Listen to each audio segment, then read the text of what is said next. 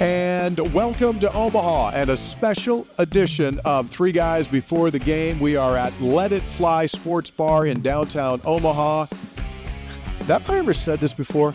We got a good one for you. You've never said. Never, first time. But we do, in fact, have a special show for you. Yes, we do. We've got not one, not two, but three guests. First, for those of you that are watching, a recognizable face. That's Scott Jerko's brother. I mean, that's the best way. Jed Jerko, the former Mountaineer great, former major leaguer, and now a special consultant to special assistant. He is the emperor of WVU baseball and special assistant to WVU head coach. Batting practice. Steve does everything. So Jed is with us in our green room here in this studio. And this thing is nice. We're going to also chat with Mountaineer Sports Network color analyst Jake Weghorst, who actually is the brains behind the entire broadcast operation, and by people's requests, the play-by-play announcer for the Mountaineer baseball team, none other than Junior Andrew Caridi, will also join us on the show. All right, boys, what a day it's been here in Omaha. We get here yesterday, you go to the stadium today, it's practice time, it's media availability, and you get, for the first time, the true feeling and the essence of what it's like to be here. Yeah, absolutely. We got here yesterday, and things are kind of quiet, and the team got here yesterday. Then this morning, we all go out for the batting practice, and the media gets all their credentials. They show up, and you go on the field there at Charles Schwab Field, and you start to get a sense of how big this really is, Brad. And you've been here a couple of times, but then you see, oh, okay, this is the World Series, and it takes on a whole different aura. Yeah, this felt really real this morning when you're over there, and you see the Mountaineer logos up there, and they're taking infield, and Jed's throwing batting practice. I think the special nature of this trip started to come home this morning, and it'll just grow from here, but I thought today is when it started, that you have arrived at the College World Series. All right, Jed, so jump in, because we're the guys that haven't played at this, obviously, this type of a level. Playing at the highest level in college, playing at the highest level that baseball knows in the major leagues. You even said on the field today, you go like, this is pretty nice. It's cool. It is really cool. I couldn't be more excited for the guys to get to play in this situation, because for the majority of them, they'll never play in another situation like this. To be honest, there's a couple guys that will get to the big leagues and get to experience that, but for the majority of this team, this is the top as it's going to get, the coolest thing that they've ever done. So I'm excited to watch them play. You've been around a lot of teams that have had success. If you were to kind of start to put into some thoughts why this team has had the success that it has, what would it be? What's that special magic dust that they have? The first thing is we've got talented players. That helps. No team's going to get here on just culture alone or because they play for each other. We have really good players. That sets the tone, but that's also not going to get you here either. That's where the culture part comes in, where guys really buy in to performing for each other. And when you get really talented guys that buy into a culture of we're going to put each other first, that's when special things happen, and that is the assessment. That's the main thing. That's why we're here. Jed, here's the biggest question. One of the biggest questions I have going into this, and that is that Gavin Kelly said today at the press conference. He said, I asked about the whole thing. He said, I've tried to take in everything that we've had, just be present, be in the moment, and be where our feet are. So it's been special. This is a unique opportunity. You've played in the big time. What is the attitude of this team on the biggest stage of all? I mean, are they cool, calm, and collected? Or are they like looking around like this? Both. Okay. I think you'd be dumb to not open your eyes and see what's in front of you, which is cool. And I've shared that with the team, that when I would go into a new city, I would walk out on the field on the first day and just look around and be like, man, this is pretty cool what I'm doing. I'm very blessed. So that's been the message to them, but also the same message has been, and it's cliche, that we didn't come this far just to get this far. You know what I mean? And a lot of teams settle for that. First time ever getting here, it's easy. But we made it to Omaha. We did it. We didn't start this season. You don't talk at the beginning of the year of just getting to Omaha. You talk about winning championships. And that's been the main message. And just to keep these guys grounded, make sure they understand that, we're not just coming out here to play 2 games. We're out here to win something. Let's talk about Steve Sabins for a second. We continue to be blown away by how well he handles the role of head coach outside of the field. Just the press conferences are elite. His management of the day-to-day is elite. Tell us a little bit about Steve Sabins from your perspective. You've been around a lot of coaches and managers in your day. What makes him so successful? Yeah, he is unbelievably organized. He builds a culture unlike anyone I've ever seen. And I've seen some of the best people in the world at it. And he knows how to bring a group of, and it's really tough when you're thinking about 18 to 21-year-olds, trying to get them to buy into something, anything, let alone just going out and performing well. And he does an unbelievable job of that. And it's a lot of fun to work with him day to day and just to see kind of how he works, because that's where all the administrative stuff comes in, and the NIL and the world that we live in now in college sports is pretty wild. And the way he can handle all that it's something. Let me ask you this. I've seen a lot of press conferences through the years, different coaches in any sport. The way he handled himself today in that press conference, and I told these guys when we got done, you couldn't have taken time and scripted the answers and then held a piece of paper in front of you and read the answers better than he did. I mean, absolutely at a different level of what he said on that podium today. It's invaluable for the program, for the university, for the state. He's magical in that. Yep, I actually haven't heard it, so maybe I'll have to go and check that out. Just impressive. But you hear him in front of the team, right? Yep. And so he delivers those. What's he like in front of the team there? How do guys respond to him in those settings? Yeah, he built this entire culture, and you can tell when West Virginia comes and you play against a West Virginia team, they're freaking getting after you. And that's something that he has set the tone from the start, and the guys buy into it, and whatever he does and tells them that he doesn't share with us, he gets those boys to go out there and play, and it's cool to watch. There was a direct, and we talked about this after the press conference, there was a recruiting pitch in the press conference today, a very sophisticated direct recruiting pitch by Sabins, because this is a unique opportunity. It's a grand stage. It's a grand stage.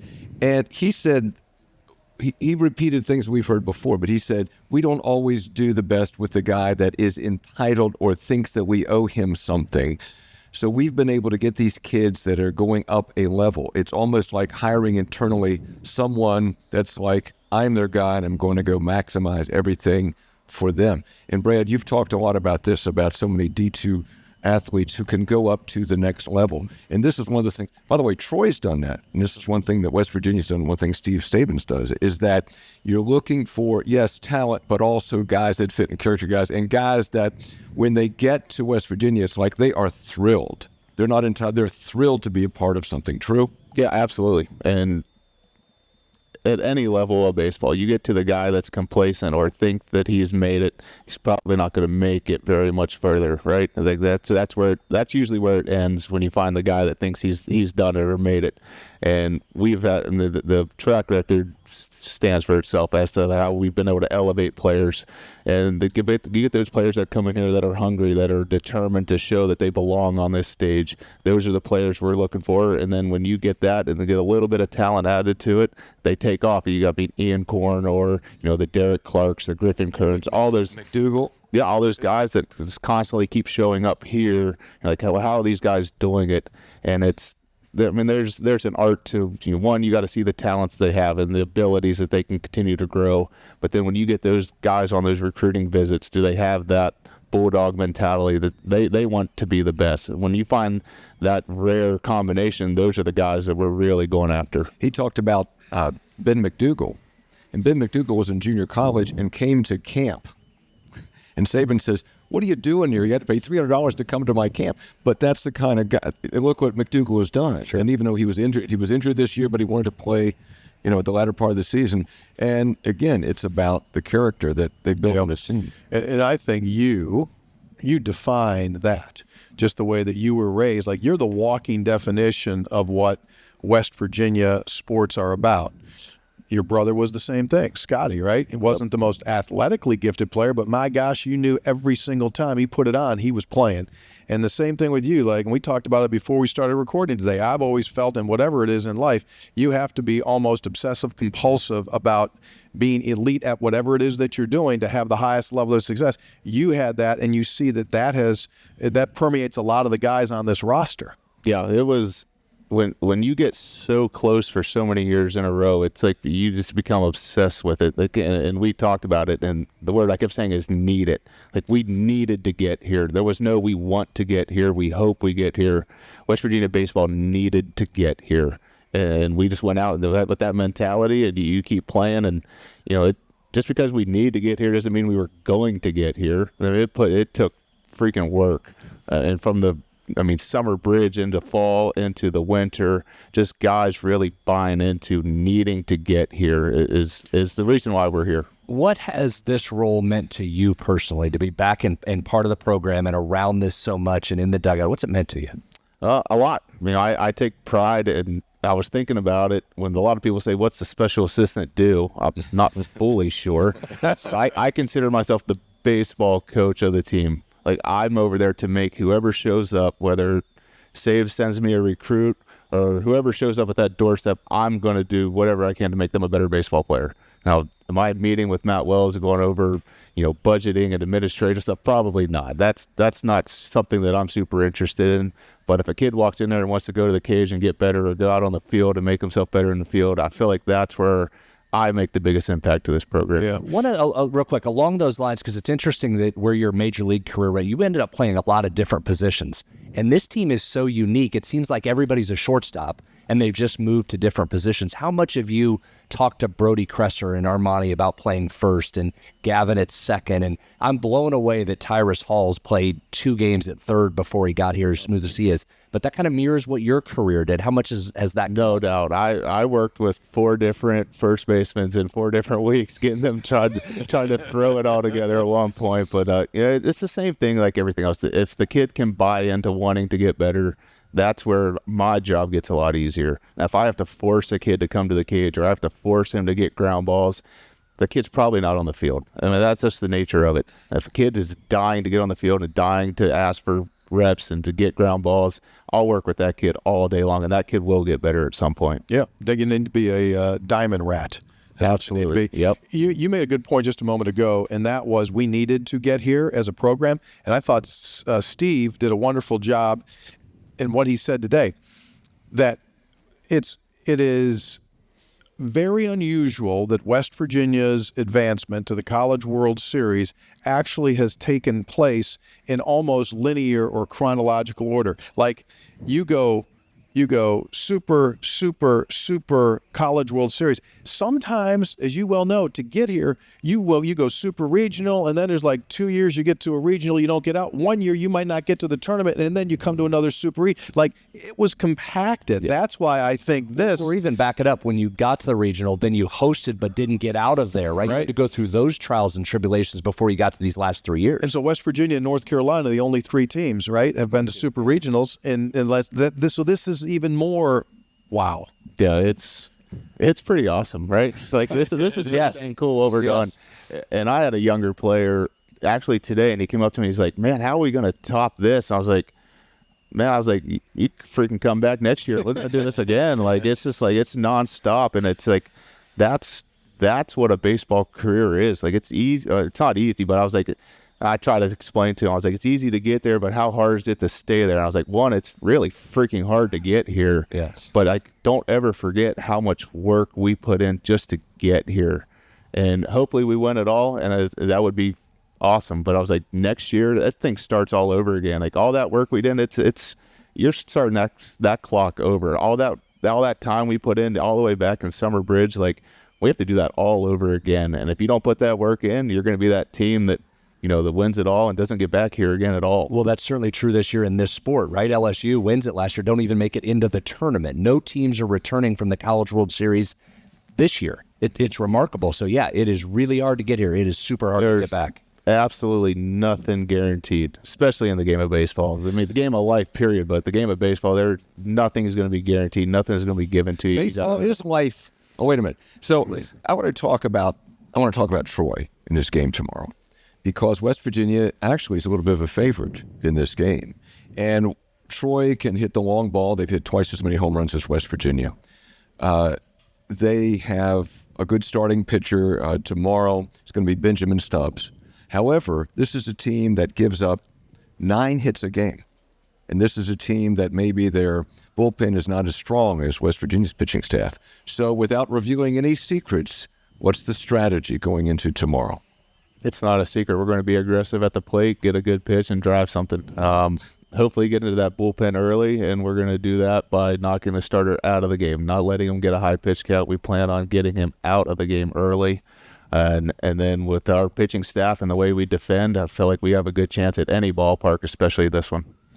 When you come to this level of baseball, in your opinion, after seeing literally thousands of games, what determines baseball games? What's the true essence to you as the fatal stat? I always look at it as the mistake more so than the big play. What do you see games being decided by? That's a great question. Every game's a little different, right? But it's kind of the flow of the game, what that game kind of looks like. It might just be, a guy getting a guy over from second with nobody out. That could determine a game. Or it could be who can make the big blow early in the game.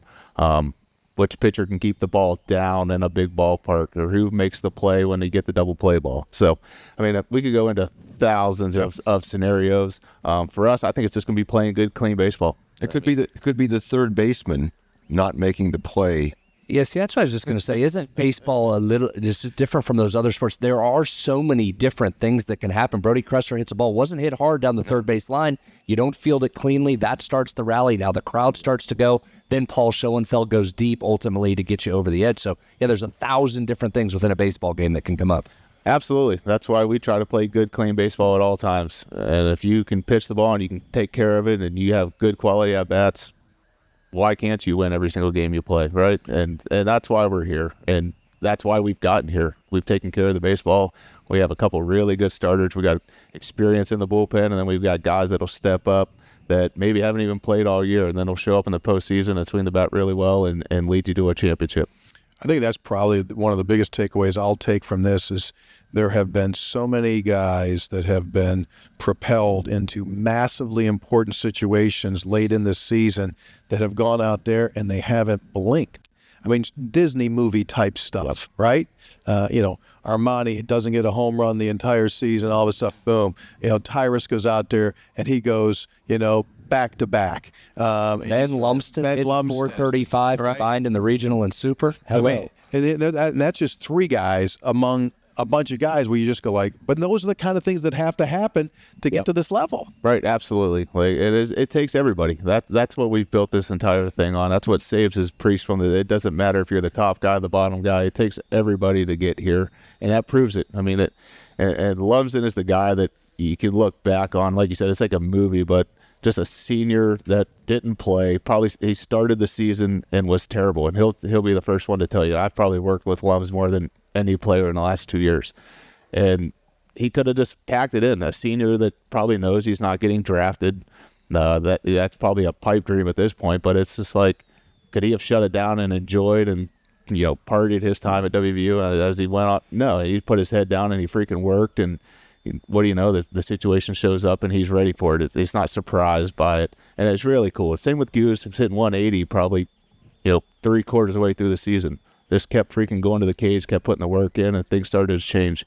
And it's just that, like I said, that bulldog mentality where guys are never going to give up. We're never going to give in. We're going to keep battling until the end. And then we named 5 different guys here and didn't talk about the first-round pick and Gavin Kelly. So what do you see from Gavin Kelly and project on to the next level? We know Baseball America has him as the number 1 prospect next year, but that's your world. You've played with those guys. How's Gavin fit into that world? He fits right in there, and I have no doubt in my mind that Gavin's going to play for a really, really long time. And he's as talented as they get. He's got a great head on his shoulders. He loves the game of baseball. He works.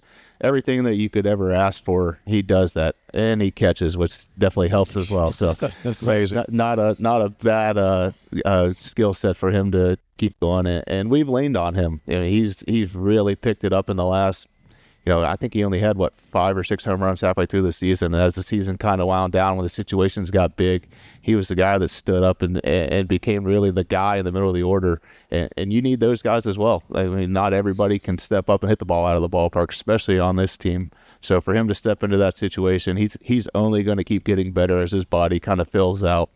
That his power took off once he was on this program. Yes, it did. Yes. He was at 5 when he was on this program. Finished directly season 16, responsible. So I don't think there's any question. It was because he appeared on this And program. also, Brody Kressler was on, and he was, performing. So We make stars. You might have a chance. Jed will have a good. Jed will have a good. He'll have a good day tomorrow. Who knows when I'll ever be invited back? But Don't it's start. It sounds boiling. Great. Tomorrow post game. We'll see you here. You're now in. No. Hey, you never caught, did you? Was that one of the few positions you never played? You pitched. You never caught. center field, right field, and catcher. Yeah, one last thing for Did you you. ever ask to catch? I didn't think so. I can't walk now, let alone if I'd have caught for 10 years. No, to go back to the point where sports kind of imitates life. So, like, I think the lesson that this baseball team has shown is in whatever situation you're in, whatever work situation you're in, if you're not being advanced quickly enough, or if you're not getting right, the lesson is just keep going to work and keep getting better at whatever it is you do, and eventually you will go to the top. That's the life lesson. Yeah, of all this. no doubt. Put your head down, go to work, try to get better whenever you can, lean on people that have been there, that know how to get you there, and usually good things will happen if you got that. What a lot of the players say for West Virginia when they're behind? Advantage West Virginia. Yeah, adversity. Yep, little adversity happens, advantage West Virginia. Yeah. All right, brother, we're going to let you go. Thank you so much for your time. We appreciate it. Thank you, guys. He's our guy, Jed Jerko. Such a dude. They named a street after him. That's hard to do. It is. I mean, Hoppy runs around like promoting like he's got these honorary degrees. He doesn't have a street named after him. He does not have a street. He got a dead end street after named that.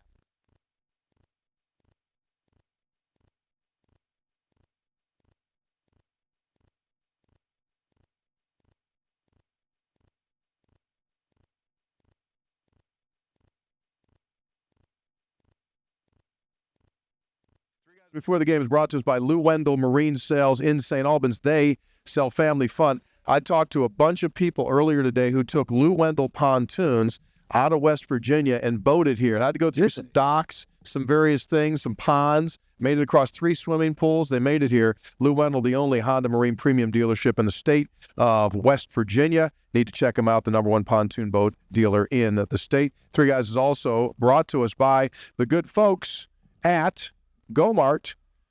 Go-Mart this month, folks. Monster Energy and Go-Mart, keeping your summer fully fueled. Enter every week for a chance to win a $1,000 Go-Mart gift card. Plenty of fill-ups, fountain drinks, Slim Jims for the road. Winners are announced on Fridays on Go-Mart social platforms. Enter now on the Go-Mart app. Please welcome to the program the color analyst of the Mountaineer Sports Network. This could be like, a lot of people have heard his voice, haven't seen his face. Please welcome, give him a big studio applause for Jake Weghorst on the program. Thanks for joining us, buddy. Yeah, glad to be here. Glad to be here in Omaha. Yeah, That's for sure. Yes. if there ever was a baseball guy, it would be Jake. So a little bit of a backstory from the state of Texas, 2 years at junior college, 2 years at Baylor University, got into the coaching business, and then got to West Virginia as a result of that. That's what got you here. Yep. I was just grew up in Texas and wanted always to play at Baylor. Got to do that. Got to play in the Big 12 in front of my family and my friends. And then I always wanted to coach. And, I made a phone call. I coached at a small school in Tennessee, and then WVU had an opening, and just, made a phone call, and then ended up meeting a girl, and been married 15 years, couple of kids, and still here, and love everything about West Virginia and WVU. Your wife changes your life, right? Your wife's from where? She is from Farmington. Farmington. Okay, very good. County girl. So we go Lone Star State to the Mountain State. The thing that I love about you, I love former coaches and players, obviously, that are now broadcasters, because you look and understand the game completely different. So with that being said, when you watch this West Virginia team, what was it that most impressed you about this squad? We've seen it over, especially Andrew and I doing it the past couple of years, completely different teams, for the past 4 years. But this one in particular, they can beat you in so many different ways. I mean, that's the thing. I mean, especially lately, we can beat you with the long ball. So we got the starting pitching. And then you get into some games and, Paul Schoenfeld lays down a bunt. That's a sacrifice bunt. Armani Guzman gets on first base. You blink an eye and he's scoring. So there's just so many, ways to attack you that, when Jed was talking about the flow of the game and how it goes, that's why this team is here, is because they can just come at you from 1,000 different directions. Let's talk about that a little bit as it relates to tomorrow's game. And this field and park is different. It's a massive park, and it looks like when you're looking down in that outfield, you can't even see the outfielders. There's a ton of grass. How do you think that's advantage West Virginia given the dimensions of this park and how the Mountaineers play? I think the team speed is really going to come out in this part. And I think you go back to when Armani Guzman led off the Super Regional with a hustle double. I mean, that type of, plays from the guys, but, we have a lot of doubles. We can run the bases. So I think that alone, and still like the home runs we're hitting, they're not like huge home runs. So I think a lot of those will still be gap shots. So I think this park plays extremely well to the way this offense works. And you have a Troy offense that doesn't strike out a lot, one of the best in the country in strikeout rate. But that's all right going against a West Virginia defense that's one of the best in the country when we talk fielding percentage. That's the same with Cal Poly. They didn't strike out a whole lot, but when you have a really solid defensive team, you don't worry about it too much. You still got to make the plays. You still got to work at it. But, when you have an infield full of shortstops, and Tyrus Hall at third base. I mean, I can't get enough of that guy at third base. It's just been incredible. Vacuum cleaner. But Einish, Kelly, Kresser, you bring Guzman in. It's one of the fastest guys on the team at first base. It's just really incredible. But also they have a guy, we talk about the size of this field, but they have a guy that's on a streak, Jabe Boroff. Jabe the Babe Boroff. Or Jay Bruce. Yeah, that's right, Jabe Ruth. And he's hit like 6 home runs in the NCAA tournament. I mean, and as a former baseball player, when a guy gets hot, he's seeing it. It happens all the time, but then you go back to the way this coaching staff evaluates players, other opposing teams and the scouting reports that go into it. If you went back to all the series, the best players that we've played, it's incredible how this guy can't beat you this series.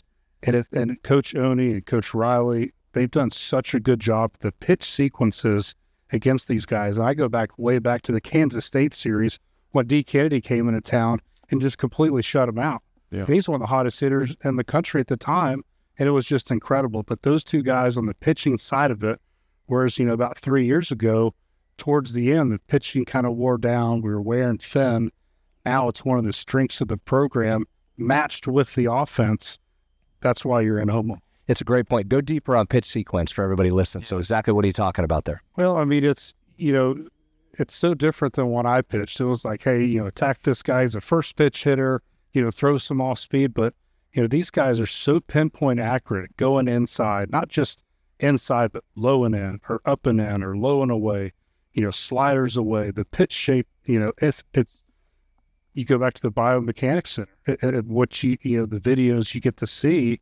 And the return on investment on that thing has just been awesome. And so going back, Chance and Cole's changeup specifically was so valuable and different, and that was such an advantage the last time he came out, right? Kept everything down, nothing in the upper third of the zone. So that's the stuff that's just remarkable. So it's game planning, but it's an execution on the other side. Chance and Cole might be my favorite pitcher to watch just because he's not going to throw it over 90 miles an hour, but all his movement, the sinker, slider, changeup, the break is so late when it gets on you. No matter which pitch it is, it gets on you, and it's either going right, left, or down. And he does such a good job at throwing below the barrel.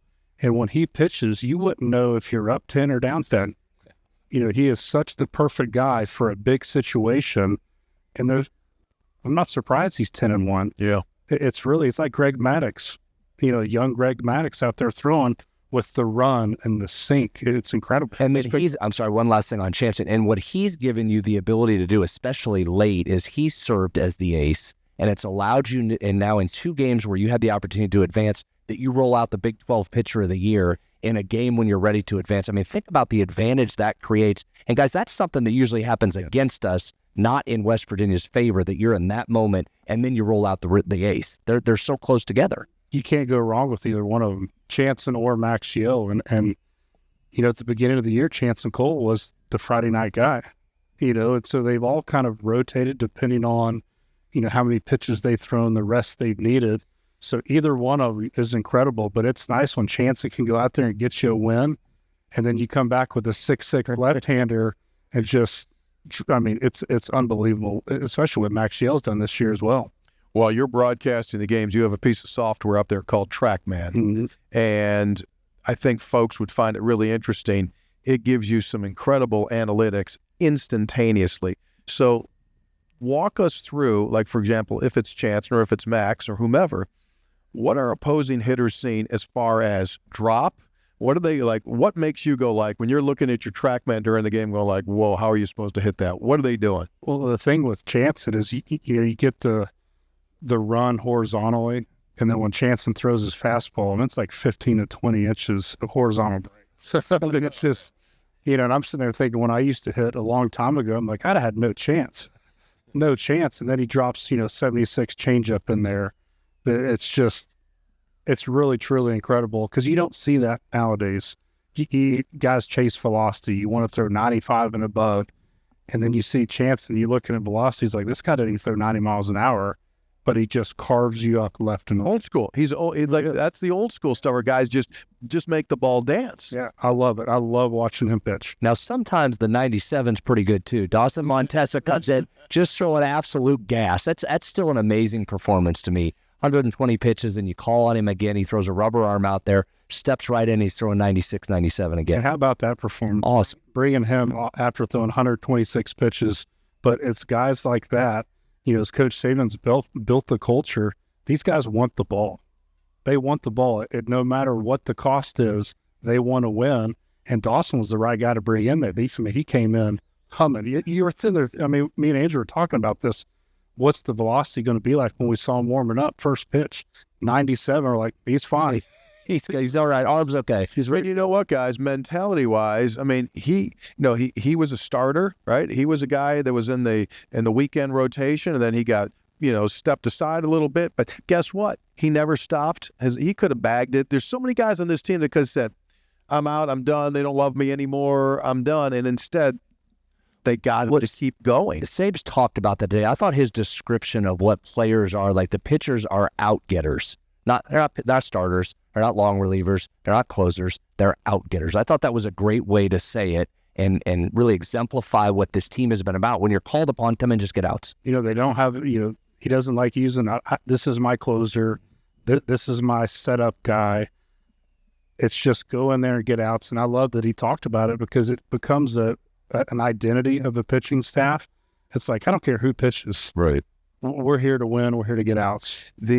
He also talked about today, which was again part of this, I think, recruiting pitch, but it's become a big story that they're pushing out there, and that is the biomechanist that they've hired, Courtney Simquitz. And the fact that you have this center and you have somebody who's devoted to the technical aspect of the game and how she's devoted, and there she's at practice and those kinds of things, because the margin is so close. Oh, yeah. The margin is so close. And if you can do a couple little things that give you just a little bit of an advantage. How much of an advantage has that center and her given this team? I think when you look at the numbers, and especially over the past couple of years, when you've been knocking on the door to Omaha, you've been really close. Now you have this entire facility. But not only, I love that Saban's talked about her wanting to be a part of a team. Yes. And be on the field, be in the dugout. When you have, in a program, when you have not just the players and the coaches, but everybody else bought in to the staff and to winning and developing a team and excelling, that's it. That's the name of the game. What West Virginia baseball is doing, not just over the past 15 years, but just the accelerated growth. This is just phenomenal. I still don't truly understand the whole bit of it. But when you go in there and you see these cameras and these weight plates and the guys over there really sitting there learning and listening, and then going out there and actually doing it on the field and in the bullpen and seeing results. 100%. Because we've seen guys, I think Reese Bassinger's got extremely better, in 1 year. He's another guy that could have probably backed in and gone and done something else, but he came back for that additional year. I think his stuff is way better this year than it was last year. Has to be 100% part of that sense. One thing about this, and I don't think this has been talked about nearly enough. You know what we're forgetting in all of this? This is Steve Saban's second year as a head coach. Like most times, as you well know, he transitions from a coach that had done incredible things and had great respect. Like most of the time, it does not go like that. It goes down, and maybe it'll come up again. But most of the time, when you make that, there's a change. This dude, it's like all of a sudden, right? He's out there, and this has been what he's doing for 50 years. He handles it with such coolness, and I don't think it's just a West Virginia story. I think it's a national story. I truly think it's a national story. Like, and then when he goes on in-game interviews, people go like, "Wait a second, this dude's a little bit different," and it will only enhance that brand. It goes to what I think is this is not a program that's on the rise. This is a program that has arrived. This is a national program that exists now, and Steve Saban's being recognized in the staff for what they're doing, and this biometric center. So you're not like on the come, and this is not a fluke. This is not a one-off. This is you have arrived at an elite level. Well, here, I'll give you a story from earlier today, after we walked out of that press conference. We ran into Gene Stevenson, the legendary coach at Wichita State that went to 7 College World Series in a period of 14 years and was really one of the first cold weather or bad weather schools to be dominant in baseball. And he was in that press conference. He's in his 80s now. And he was in that press conference watching Steve Saban's. And he told us afterwards, he said he got teary-eyed about that after watching Saban's and the West Virginia players and said, those guys have a chance to win this whole thing because of that coach and those players and the way they speak and the way they've bought in. That is different up there. From Gene Stevenson. So that's not us saying it, right? That's one of the legends in college baseball that was in that room today and watched that for the first time. He'd never talked to Steve. He'd never met Steve. He still hasn't met Steve. He just watched that press conference, and that was his takeaway. Made him emotional how good it was and how great all of those guys, Chanson and Gavin and Steve, did up there. That's pretty high praise right there from a guy that's a lifer in this business. He's a complete professional, and I see him on a higher level. So I'm not down there in practice, so I see how he reacts, not just to the players, but the fans and people a part of the program. I've seen Steve play when he was playing third base in the Valley League and the Summer League. He was big, he was bulky, he was a third baseman, and he was legit. And so I think that mentality when he's a player, and he with his calmness, because you look at him in games, and he's Completely chill. calm. Yes. Yeah. Down there in the dugout making, incredible calls that I'm sitting there. We try to, figure out what he's doing. I've stopped trying to do that because he is on a whole different level. He is steps ahead in game, but just the recruiting, how he handles the media, how he talks, just 89 wins? It's incredible. A+. He loves the style of baseball that they play because they're not just trying to crush it out of the park every time. A run's a run, right? So can you bunt? I mean, guys just bunting. And then Guzman gets on base, and he's just a terror. He's like stealing bases. I mean, it is embracing all, and Brad, you played, it's embracing everything you can do in the game. Yeah, and Jake, you mentioned it. Was it back in the regional when you're watching that, and Tyrus Hall comes up in the 9-hole, swings away and hits a home run, and then you mentioned earlier Schoenfeld comes up in the 3-hole, who's just won a regional with a home run, and he drops down a sacrifice bunt. Talk about interchangeable parts there. 1 through 9, it's interchangeable. Well, that's having the team speed and really guys that will do whatever it takes to win. I mean, that's the part of it. And you see the good teams over the years, and you've been around baseball a long time, the best teams do those kinds of things. They're not selfish baseball players. They do it for each other. And it's just been incredible to watch in the booth. And I'm so happy to be a part of it. Before we let you go here, one quick little thing. Our next guest will be Andrew Caridi, who you've worked with here for a couple of years now doing these baseball. What's the biggest challenge in working with him? There's no challenge at all. He's awesome. Thank you. 4 years in a row that we've done it together. And to me, I've learned a lot from him because I've never done broadcasting before I got with him. And I remind him the first game I think we did together was a 4-2 loss to Hofstra. I was like, what is this? What are we doing?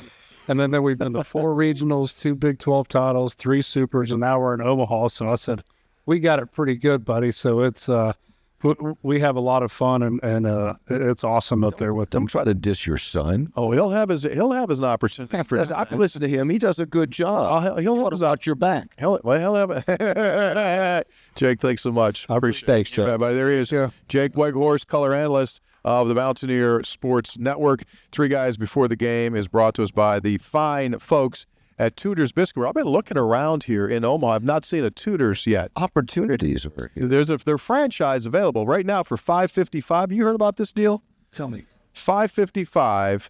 It is the all-timer. It is this is what you get. Choice of 5 of the most popular biscuits, golden hash rounds, choice of a drink, 12-ounce coffee, 20-ounce iced tea, 20-ounce something, whatever. You pick 5. All their stuff, the Ron, the Mary B, the Dottie, the Peppy, the shaved ham melt. It's too good to be true. It's the $5.55 breakfast value that people, you're watching every dollar now. Check that out. Three Guys Before the Game and Tudor's Biscuit World. Tudor's Biscuit World is also brought to us by Jan Dills, attorneys at law. If you need help, whether it comes to a Social Security claim, whether it comes to veterans benefits, they are there for you. They've got clients in all 50 of our states, including here in the state of Nebraska. Dennis writes in, a client of Jan Dills, wrote this. Jan Dills, attorneys at law, very knowledgeable law firm, helped me navigate all the red tape of Social Security and obtain my benefits. Veteran-friendly and a great group of people to help you with a disability. Thank you again. Kathy, I highly recommend anyone seeking Social Security disability to reach out to Jan Dills, attorneys at law. Amazing. Couldn't find more kind, caring, professional staff. So check it out. It's Jan Dills, attorneys at law. We got a tweet earlier today directed at us that Kyle was starting his journey from Morgantown to Omaha. Guess what his first stop was? To fuel up in Morgantown before he headed this way. Probably go. Tudor's Biscuit World. Oh, Tudor's. Yeah, now he had to go much get the gas. Yeah. But yeah, he got his food there at Tudor's on his way out. By the way, you might, if you're watching the video stream, you just saw homeless. It's close. Yeah, he did. Homeless is with us. He provides the adult security that we need when we go to various places. Ladies and gentlemen, please welcome to the program the baseball play-by-play announcer of your West Virginia Mountaineers, Andrew Caridi. I do refer to him as Junior. And Your son. my son. This is my son. Well, this is one of 3. One of 3. He's the middle child. He's a twin. So he was the first of the twins that were born. And so it goes Michael, Andrew, Matthew. Thanks for really spending some time with us. We appreciate you being here with us. I appreciate it. No, it's good to be here. After a while, I guess there was a long time coming getting on here. A couple of years ago, and then when President Benson got to me after the Big 12 Tournament Championship game, he asked me, that may have been before, but he's like, when are you going on 3 Guys? You know what? Yeah, when am I getting on 3 You Guys? guys at Omaha. You get to Omaha, yeah, then we got you on. Sure. Yeah, it's convenient. It only took 721 episodes. I mean, right? It's 721. Yeah. So, like, a lot of people write in about you a lot. I hear. And they say, hey, you're doing a great job, da-da-da-da-da-da. Do you realize how lucky you are? Yes, I do. Okay. No, 1,000%. No, you don't. Yes, I do. He does. Yes, I do. No, you do not. I mean, as much as I can. Yeah, that's a better answer. Like, as much as I can. Like, I remember the first 2 years that I, started doing this job and got to do this job, be like every other day, I'd have to, kind of rub my head and be like, this is really fortunate the way that this has worked out. Like, I'm not kidding. Like, this is like an every other day type of thing. So, yeah, I think about that a lot. So my brother, Yeah, it's not, these don't grow on trees, right? You're not. I'm But every day. to do winning teams. You're sitting in Omaha. You're about to call it a series. it's only half of it. My brother says that Andrew was born with a horseshoe up his butt because everything he touches turns to gold. So he also is the women's basketball announcer. So this year you've called a Big 12 championship, right? on a glass floor. Yeah, on the glass floor in Kansas City. Faulty. Then the all-time attendance record in NCAA in Mountaineer women's basketball history with those games. And then you did, obviously, the Super Regionals all in our own College World Series. And I say, you get to do that. I got a 4-win football season. That's what I say. Thanks. That's what I say. Give it a 4-win football season. But fair. Have you known adversity? So what's this been like for you watching this team? Yeah, unbelievable. I mean, I have the exact opposite perspective of probably Jed and Jake because like they were here when they were the ones taking care of Holly Field, and so it's been 4 years for me. And so the very first year we won a Big 12, so I've only known success with a baseball program, which is actually hilarious when you compare it to everybody else. And so it doesn't shock me that we're here, and maybe that's why it's weird for me to like fully appreciate what it is, because I've just only known winning since I started doing this. 2023 was my first baseball season, so it's been a lot of fun. And Sabes has been with it. I think a thing that gets maybe swept under the rug or not thought about enough was like he was here 10 years before he was the head coach, so it's not like we were bringing another guy in from a different place that didn't know how it operated. He was there, he got it, and obviously he hit the ground running. So that's really remarkable, too, about Sabes. The baton pass from Randy Mazey to Steve Sabins is not only seamless, it's kicked it into a whole new level there. Yeah, for sure, and I think it's good. I mean, like, it was beneficial the time that it worked out, too, just with NIL and transfer portal and change and stuff like that. Mays will tell you that he's old school. He likes the 4-year growth patterns for the kids, the one and dones, the, way that things change all the time, and building a program is what he liked the most, and that obviously goes away. It's building a program still, but it's completely different than what it used to be. So that's why Sabes works now, and it's a good, handoff of the responsibilities. One thing we probably should have asked Jed and Jake about is now fully funding the scholarships. I mean, this roster will have the opportunity now to have just a never seen before amount of like legitimate dudes that you can get. I mean, back in the day, they would take a scholarship and it would be divided like 6 ways. Yeah, right? More than that, 11.7, guys. I mean, it's amazing. It was 11.7 scholarships over the entire roster. now it goes over 30. We got digits. Yeah, 35 now, right. It was 8. We got 8. We wouldn't even add the 11 Had set. 8 scholarships. Okay, yeah. So Jed and Jake are still here. Which was a really smart move by the athletic department to say, we're going to have limited NIL money and limited revenue sharing money. We can't give everybody all the money they want, but we can fully fund the scholarships for those teams. But it is part of why you've heard me say this on the last couple shows now. I don't think this window is closing. I think, in fact, it's just opening. Given that you're in a different position there with all those scholarships and that biomechanical center that's not only helping current guys, but how that attracts transfers, the financial stream that it's created, I think this is a window here for West Virginia that you're positioned in baseball really well financially. You're not, you always need more, right? You never have enough. Right. But this is an interesting and unique time for West Virginia baseball that it is sitting in a great spot. I'm talking nationally, not just within this league. When you're calling these games, it's a long season. At what point did you, if you did, say to yourself, "Ooh, they got a chance"? You see it in spurts, right, in the earlier part of the year, but I think the Kansas series, when you swept them at their place, when they hadn't lost a Big 12 game all year long, and then you went there and just, like, absolutely put it to them for 3 games and 10-runned them. And that was after you had lost the midweek game to Pitt and lost the series to Cincinnati, and a series that you probably should have even swept, and Max didn't pitch that weekend, which is probably part of why you lost 2 of 3. But you went there and did that coming off, like, your downswing, right? And so that showed to me like a mental toughness and a will to compete and like an edge and talent that showed up at the right time, at the perfect time, actually, as a matter of fact, because it still gave the regular season championship a shot to be got, heading into the final weekend. And so you were kind of like, this could go one or two ways. And you ended up, winning 17 of your next 20 after that, which is phenomenal. And then, of course, I'm looking at the Kentucky series. Like, if that's the hardest way to do it, is coming out of the losers bracket with the pressure of being at home, and then you're down 3 runs in the 9th, win that game, then walk them off after giving up a 4-run lead. And it's like, what's going to shock us here in terms of like our psyche? If you go through that, I'm not sure what's left outside of Omaha, which has its own challenges, but that's how I'm looking at it. So a mentally tough team can beat you 1 through 9.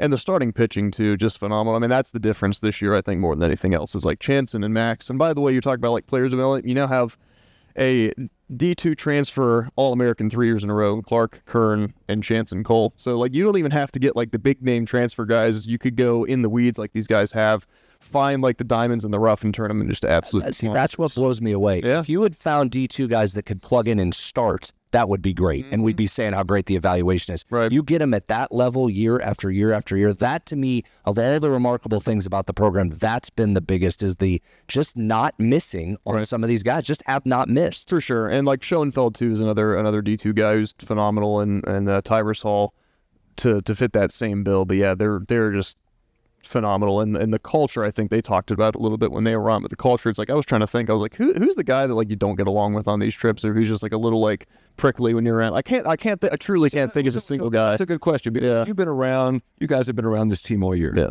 And so we see it and we know what they say. So you're saying this is real. Oh, 100%. Yeah. Like the basketball team was. You guys, We said that about basketball, right? Most connected team I've ever seen. There was not one day of drama. so you're saying that's who these guys are. Yeah.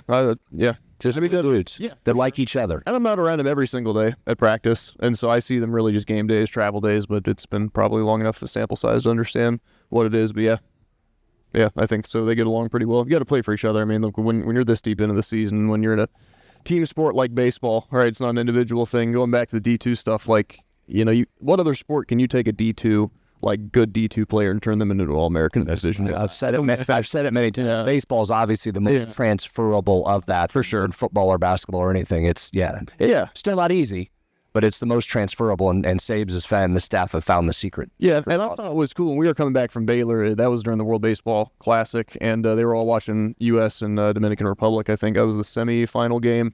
And like our flights were super delayed, and we knew we were going to get back like 4 and 5 in the morning, which we did. But we all like stood outside of like the Dirk Nowitzki bar in Dallas trying to fly back, and we were all watching like the last like couple innings. It's like teams that don't truly get along. You'll have a couple guys there, but it was like 30 dudes all standing there. That's what it is. And I was like, that doesn't have to happen, and it still did. And I know we say that stuff a lot when you're around them, and sometimes you get the okay guy, like, because it's very cliche and coach speak. Right. But when you win, you have that, right? That's that I don't know which of those comes first. Winning helps. Winning does help, but you would argue you can't get to the winning unless you've got that already in your locker room. I would also submit to you guys that baseball players, just by their very nature, are more apt to be selfless and less caring. Let's face it, the reality of it is this. Hockey players, baseball players, like, they're not given a whole lot. Basketball players and football players, you're identified in basketball. You got your Nike bag, your 5 AAU teams that you're playing for. You got all the stuff that goes with it. And these guys, by the time they come in, they're completely entitled. I think baseball players are less entitled just by their very nature. And then when you get in the right atmosphere, then it can stay that way. It's a humbling game too, right? So like, You fail most of the. yeah, exactly. And so like, how good can you think are you actually? You don't really know. Go back to what Saban said at the press conference today. This is when you say this kind of thing, we don't always do the best with a guy that is entitled or thinks we owe him something.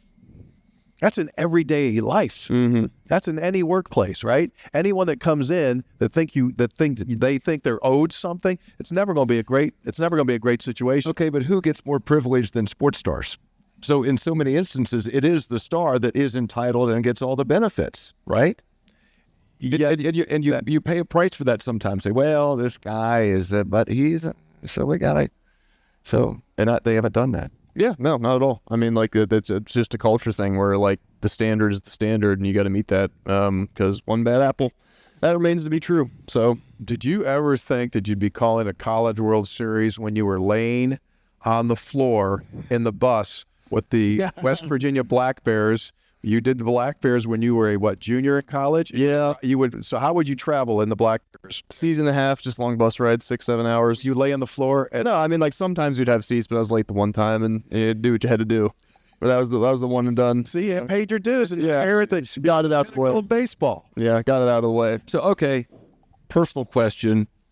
Your dad is a respected, an award-winning play-by-play announcer, sports announcer. At what point did you, because you have 2 brothers. Yeah. They're not in broadcasting. But at what point did you say, I want to do what Dad does? Yeah, no, I mean, like, so it wasn't I want to do what Dad does, actually. It was like I was watching sports in high school, the podcasts, and I go back to the 2010 Stanley Cup Final. I was into hockey at the time, and not a math science guy, but I could always do vocab, could do spelling. Wasn't too hard. I could do the school announcements from the pen, right? And so they had me do that a couple times. I was like, sports are exciting. Can speak all right. And so I just started watching games and watching Doc Emmerich, and like the way that he made it fun. I was just like, I think I can put 2 and 2 together here. That seems pretty fun. Beats working. So But it wasn't your dad's influence? no, he told me not to. We were at Oliverios, actually. I think it was like for Michael's and Morgan had like they recently got engaged or something like that. But I brought it up then because that was coming up. He'd always ask, what do you want to do when you grow up? You're wasting your life playing video games and all that stuff. And so like I definitely thought about it more than the typical adult, or parent would ask you. But like got me thinking a little bit. And then I brought it up to him, and you were like, maybe not, because the reality is like, there are only so many like living wage jobs to be paid for being a sports announcer. Hard business. It's a ridiculous business. He's not going to show something a ridiculous business. No, it is. It's a stupid business. But what I told him was, and what he's not saying, I've got the 3 boys. Among the 3, he would be the absolute dead last one that I ever thought that could do it or would do it, because now I always tell people this. Yeah. On a good week, you would say 100 words. That would be a good week. He was incredibly quiet to the point where my dad used to go like, "Is he all right?" True story. I go, yeah. I'd go to my dad. I'd go, like, yeah, he's all right. I hope he's all right. I mean, that's it. But what we found out, so when he started to announce, Joan and I would like listen to the early days of doing WVU hockey on the internet or whatever it was, and we would go like, who is that? And what we've learned is that he was taking everything in and just like Scoring up his work. He was like, he was listening, and then all of a sudden he went like, boom. And you're still you admit you're a quiet person. Not so much anymore, just because like I kind of figured it out. I, like, downloading the play-by-play stuff, but also just trying to get a feel of just everything. Well, hold on. Right? Growing up in a house with you, how would he have ever... Well, I yeah, I mean, like he's over here going, Andrew didn't talk. Because he's in there screaming. Yeah, no, When would he have talked? Now, I say this. You might not have known he was going to be good, but you were on his butt for playing video games. Oh, yes, I was. Video games created one of the all-time great memories of him when he was teeny tiny, and it's perfect that we're in Nebraska when this is happening. He don't even know this happened. How old was he? 4 years old. He and Matthew came in. He and Matthew, the twins, came in, and they had already started playing NBA video games. And he would get them, and he would say, "Hey, who's on?" I know. So they'd come in like little. We were over in Collins Ferry when the building was closed out for asbestos, and I'd say to him, "Hey, who are those guys for the Clippers?" And I was blown away because it wasn't Joe Smith playing for the Clippers. It was Michael Olowokandi. I'll never forget this. It was Michael Olowokandi and an all-time great Nebraska legend, Eric Piakowski. Yeah. And he would rip that off at 4. I'd be like, "Hey, you just said Eric Piakowski. How did he do that?" True story. Jokes aside, though, growing up and playing those games, when there was value in production, before it became like a microtransaction thing, like the announcers you'd have on the game, though, Gary Thorne's run at the NHL games, Martin Tyler were on the FIFA games, and like all like big name announcers. And when you were playing that, like if you didn't have that, it was way less exciting, but you had those like actual announcer voices, which added like a depth, made it like a cool thing, and that definitely played a part in me. And this is actually something that... And he's screaming at you about playing video games. Well, the funny things on the video games, I would scream at him all the time and say, "Get a life. You're not going to do anything with these video games. You think you're going to make any money doing video games?" And then when COVID happened, he actually used to do games like a FIFA tournament, play-by-play Rocket League and all this for video games, and he'd get paid, and he'd come back to me and go, "What's up, dude? I'm making money playing video games. How do you think of that?" So you did. That's a good ball dog by you. Your dad may not say it, but your broadcast team, you guys, I listen to you guys a lot. You guys do a good job. I tell him that all the time. It's not that I don't tell him. No, it's a good job, but which is how it should be. Yeah, I tell him all the time. Not too hard. What did shock me, though, is it said the nice job on when we did win the Super Regional. He's like, nailed it. And I was like, oh. I did. It's called. Never got that before. Well, you did something that a lot of announcers don't do, and that in the moment He laid out. You laid out. What they say in the industry, you laid out and just let it. Part of that is the incredible crowd, but also I had to get my bearings straight because I am a Mountaineer fan, along with being like you're there to do the job, and so you're in the mental mode to do it. But after the Schoenfeld home run too, definitely sat a little bit because I was just sitting there and like Jake and I both just hands on our head, had wait a second, right, for 20 seconds, and then the Guzman walk off too, same type of deal. That was a big one, and so just being in the moment is probably the most fun So part. what's your prediction? For Omaha, Yes. we can do it all. I mean, seriously, you got the pieces, you got the pitching, you got the hitting, you got the team, you got the coach. Like anything could happen in Omaha, and that's the tough part about it. Carolina's been here 12 times, still don't have a College World Series. It's been a while for Texas, and they've been 39 times. Like East Carolina, I think you were telling me, like they're almost coming up on 10 Supers, never been to Omaha.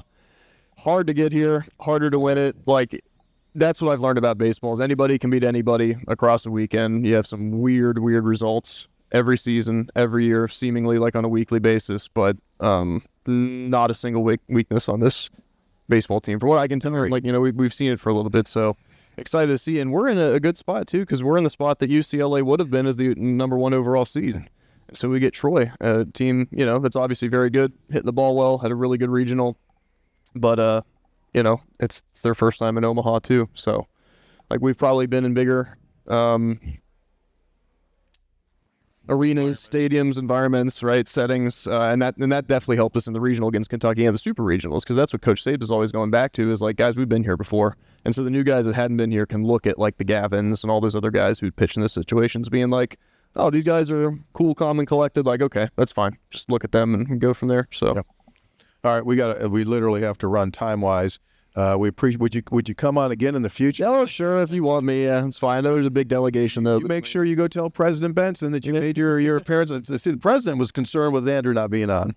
Got it handled. Yeah, Thanks, Get it. guys. Thank you, man. Good job. Appreciate it. All right, Have a good broadcast. that'll do it for us. Hey, I got to do spreads on stats real quick. We got to do stats real quick. Hurry up. Spreads on Stats is brought to us by the Conley CPA Group. They provide value beyond numbers. Take it away. All right, let's rip through this. Let's talk about Troy for just a second. They're hot as well. You don't get to Omaha without being hot. 16 out of their last 21 games. Mentioned earlier, don't strike out a lot. 14% K rate. 3rd nationally. So they're going to put the ball in play. That good West Virginia defense is going to be on display. You talked about Jay Baruth. Yes. Jay Boroff.